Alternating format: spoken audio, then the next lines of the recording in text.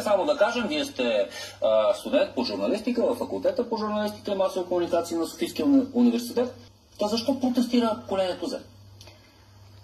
Моето поколение протестира, защото, предполагам, му омръзна България да е в плен на мафията и на корупцията.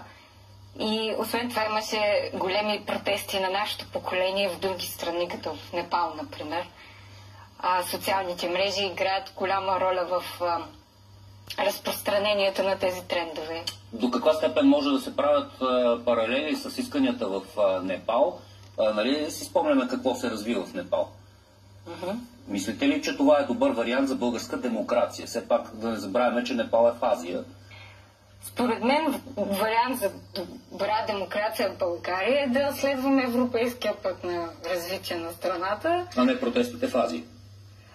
И освен това да предполагам, най-важното за тези протести, върху което трябва да се замисли всеки млад човек излязъл на площада, е визията.